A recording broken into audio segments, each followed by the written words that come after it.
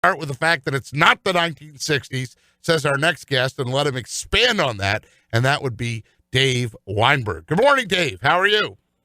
I'm doing well, Pete. Fighting the cold like everybody else, it seems like, but otherwise I'm doing okay. Yeah, I had said even before I knew, I'm sorry you're fighting that cold, even before I knew that you were not 100%, I knew that this was not golfing weather for you, and my car said 17 degrees as I turned it over this morning. I'm gonna have to wait a day or two, I think. So what are you talking about when you say it's not the 1960s? You don't think they're going to get beaten, or you're just saying, like, dude, get out of the 60s, it's 2020? Correct. I mean, I have a ton of respect for Larry Bowe. He's one of my favorite players and managers, but this is not the days when you can just, throw it at hitters' heads and, Bob Gibson just, dropping people because they, dug in too close to the plate. And it's just not that time anymore. I mean, those guys will be – any pitcher that does that's going to face a suspension or an ejection as soon as they throw that first beanball. It's not that's not the way to do things in today's major leagues. I mean, obviously, they believe that the Astros should face some sort of punishment for what they did, but going after their, risking their health and livelihoods is not the way to go about it. So did you watch the press conference with Altuve, or did you see some of those clips go by and shake your head like most people do? I mean, there was a real dichotomy there between, you could tell that they had been coached and rehearsed on say this, but don't say this. And yet at the same time, I think the general response from most people was very much like, they didn't say what we wanted to hear them say. Yeah, they kind of danced around it, so to speak. A lot like, I didn't see the whole thing, but I saw bits and pieces. And they were very much, they were very careful about, and couched about, what they were going to admit to, what they did and what they didn't do. But it was like a typical press conference where, you want to make sure that you don't get in too much hot water or I guess they're kind of hoping that this thing's just going to blow over after a while, after a few days of spring training. But I'm not sure that's the case. I think it's going to hang around for a while. I mean, everywhere they play this season, every road series that they have. And by the way, the Phillies do play the Astros in 2020.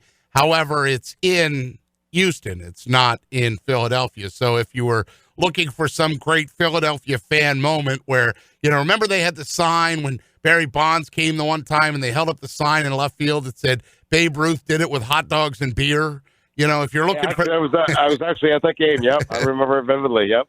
So there are good Philly moments where we're not throwing batteries or snowballs at Santa Claus, but that if you're looking for that moment, that's not going to happen. Phillies play at the Astros this year, but I very much, and then there's this point too, and Mike McGarry made it in the first hour that this could actually maybe be good for baseball. Now you have a true villain, and every time they go and play somewhere, that might get more eyeballs on a sport that is struggling in the ratings and struggling to get attendance.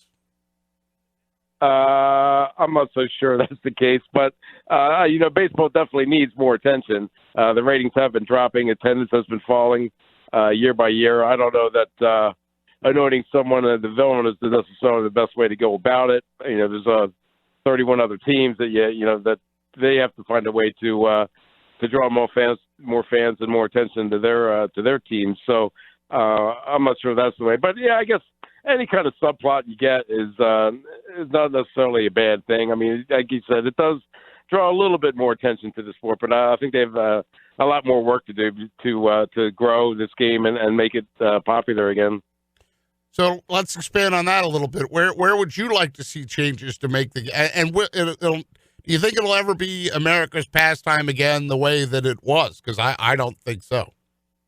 No, unfortunately not. I mean, I don't know if you did, but I grew up as a baseball person. That was the sport that I watched as a kid. It was on every Saturday with Kurt Gowdy and Tony Kubek, and you saw the Phillies and the Mets and the Yankees every day, pretty much.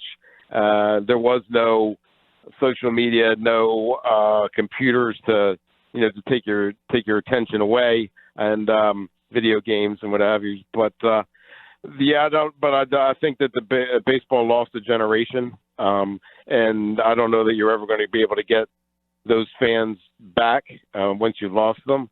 There are some things they can do. I think speeding up the game for one would help. I mean, not to I'm probably dating myself here a little bit, but the Bridgeton Invitational Tournament was renowned for, having pitch clocks and having so much time before getting in and off the field.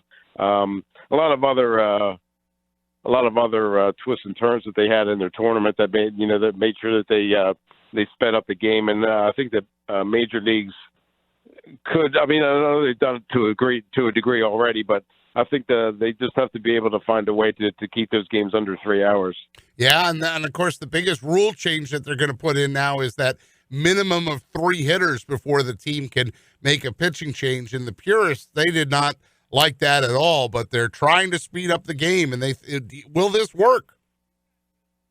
I hope so. I actually think it's a good idea. I don't understand why you need a pitcher to come in, throw one pitch, then you make a change, and another guy comes in, faces one batter, then another guy comes in, faces another batter. That's stupid to me. I know it's part of the strategy of the game, but how about you let a starter go 9 innings once in a while? Maybe that would speed up the game. No doubt. Here's a recap of some of these rule changes, by the way. The 3-batter minimum's the big one, but rosters are going to go from 25 to 26 players during the regular season and postseason, maximum of 13 pitches. That 40-man, we've always talked about the 40-man.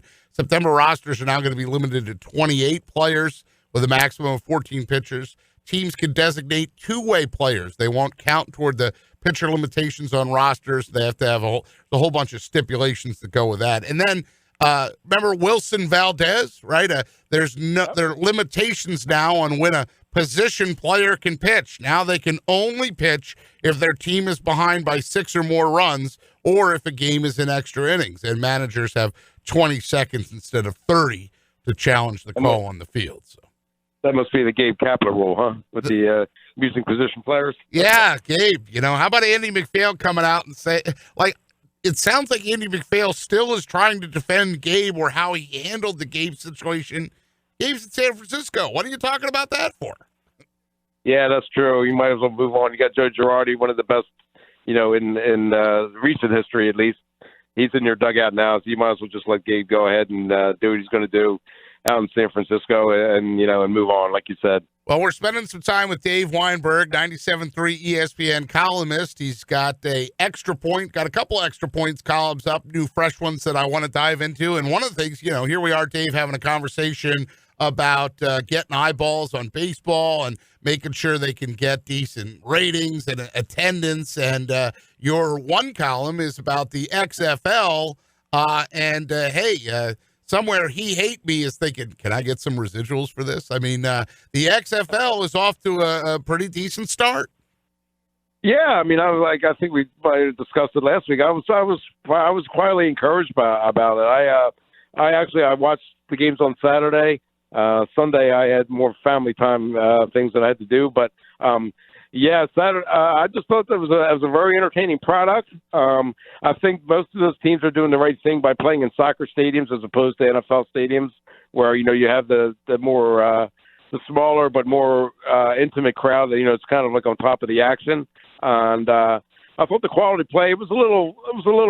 You could tell they hadn't played in a little bit, but I thought it was a higher brand than certainly the AAF and even maybe the Arena League. I guess it was just.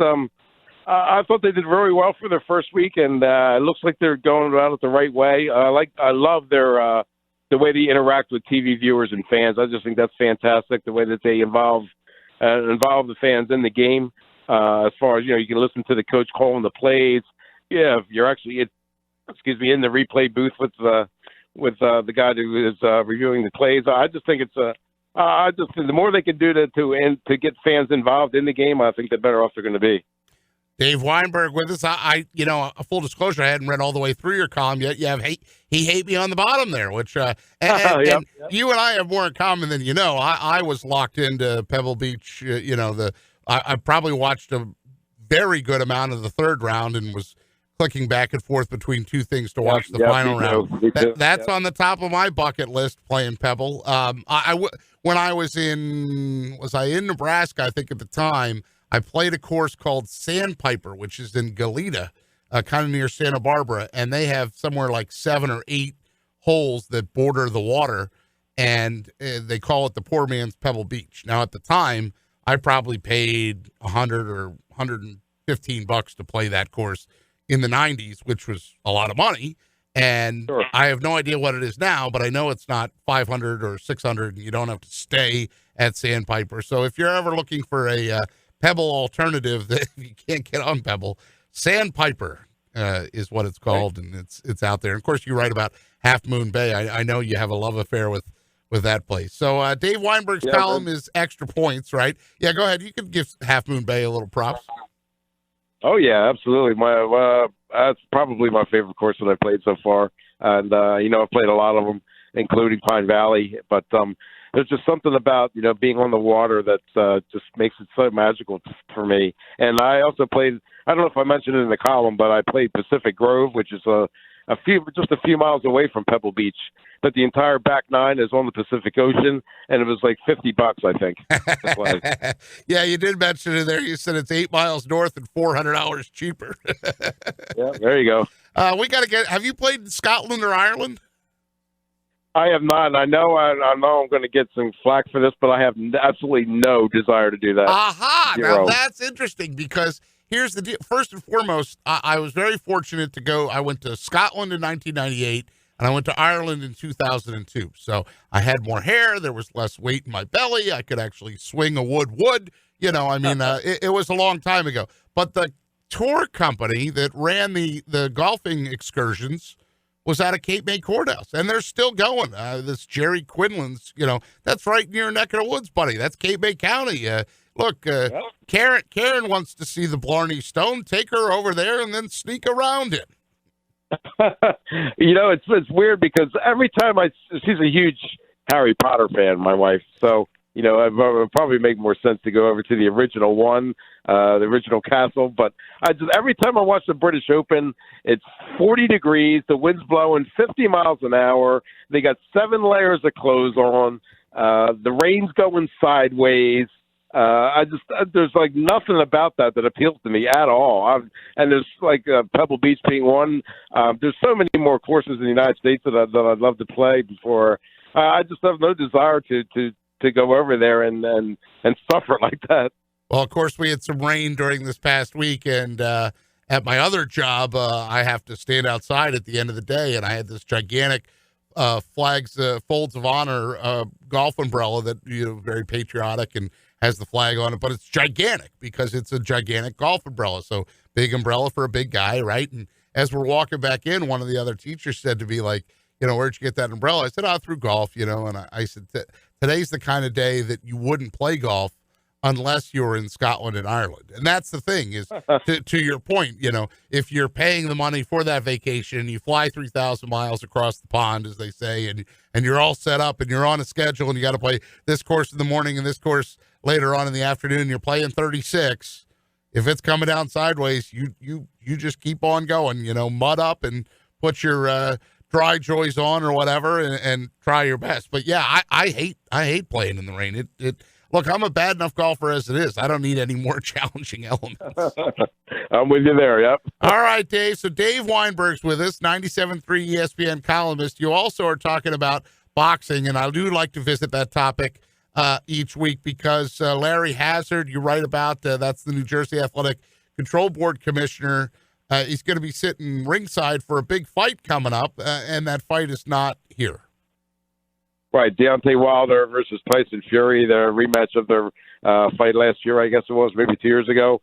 But yeah, it's going to be in Las Vegas, unfortunately. And Larry is the commissioner of the New Jersey Athletic Control Board, which is the governing body for combative sports in New Jersey. But he's also serving as a guest judge for ESPN and Fox's pay-per-view for the fight. And yeah, he's a huge proponent of bringing big fights back to New Jersey, as am I, as I've probably maybe mentioned too often. But it's just a shame that New Jersey, it's been 6 years since they've had a big fight in Boardwalk Hall.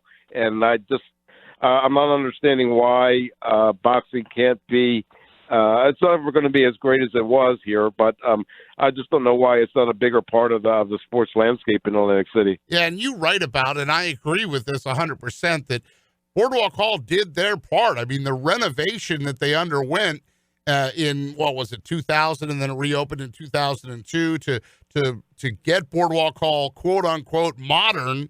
That pushed attendance up. That worked.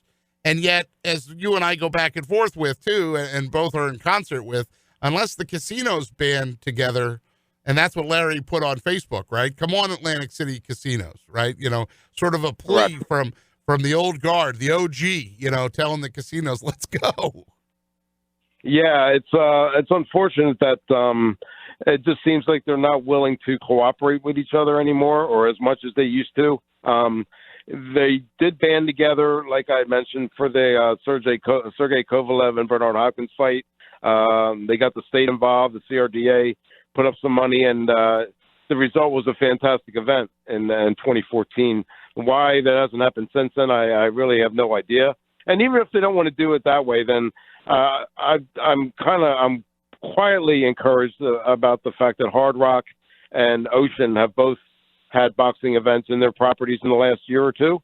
And I know there was some very quick, brief mention that about Fury and Wilder's fight coming to Hard Rock instead of Vegas. But those talks kind of fell apart relatively quickly. But I'm kind of hopeful that it seems like those two properties in particular seem to understand that boxing and MMA, for that matter, can be a pretty big source of entertainment and even revenue for them. You get enough fans in the building to, when they're done watching the fights, or they have the casino right there to play and gamble a little bit. So I'm hoping that they'll be able to put more events in there, and maybe some other casinos will see that and then start doing it as well. From your lips to God's ears, we're spending some time with Dave Weinberg, our 97.3 ESPN columnist. His Twitter handle at Dave Weinberg 19. That's DaveWeinberg 19. Follow him on Twitter. Dave, you covered the NFL and the Philadelphia Eagles for so long. Hunter and I were talking about the fact that the combine is not that far away, and the news, I saw this go by on the ticker yesterday, and then I dug into it a little bit more today. The Broncos are not sending their assistant coaches to the scouting combine. They say they'll be better use of their time by watching film in Denver. The Rams are reportedly not sending their offense and defensive coordinators because they want them to implement the new schemes. Is this a trend, and where do you stand on this? Is the combine a dog and pony show, or is it valuable?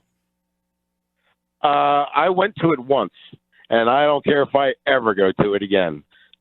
It's the most overrated event that I can think of. The only value to it, I think, is the interview part of it, where the GMs and the coaches get to sit down with the prospects, get a feel for them as people and as players, I guess.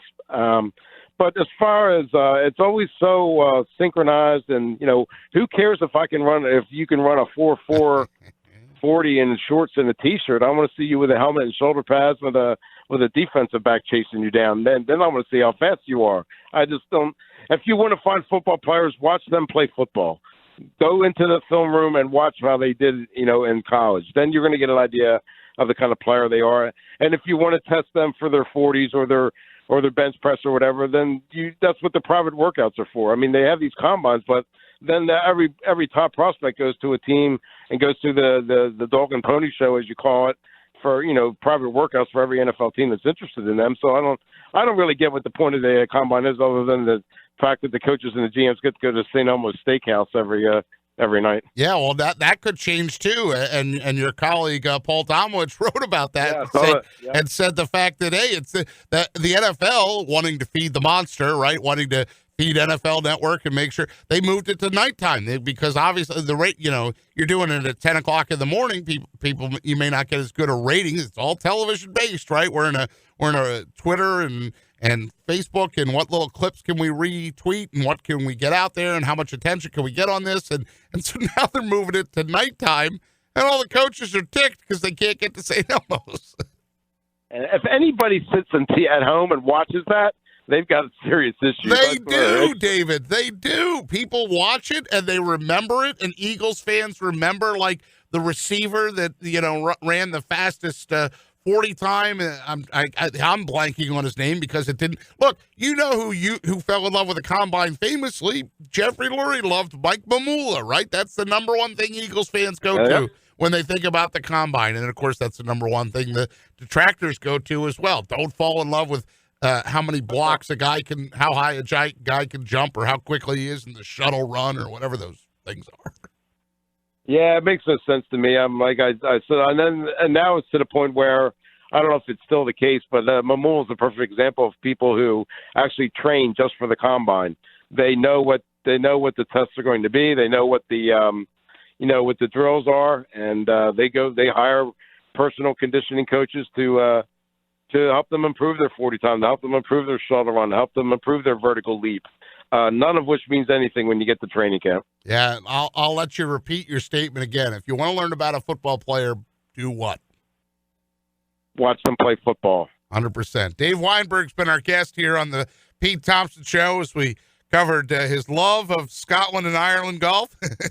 We covered boxing. We covered baseball, the sign-stealing scandal. I'll close with a little story for you, David. When I lived in Omaha, I got to play golf with Bob Gibson once. That was pretty cool. Wow. And he had a celebrity tournament out there, and so in advance, about a month out, they'd have the media come and do like a little media day, and you could play the course. And then Gibby would drive around in a golf cart, and he would play, let's say there was like 6 groups or something. He'd kind of go, it was only 9 holes, but, over the course of 9 holes, he was able to visit group to group to group and play like 1 hole with each group. And I remember being struck by the fact that this is so cool. I'm playing golf with a Baseball Hall of Famer and a baseball legend. And then the second thing I was struck by was, this guy's terrible. I'm better than him. And he was not a good golfer, but I applaud him for just, making the effort.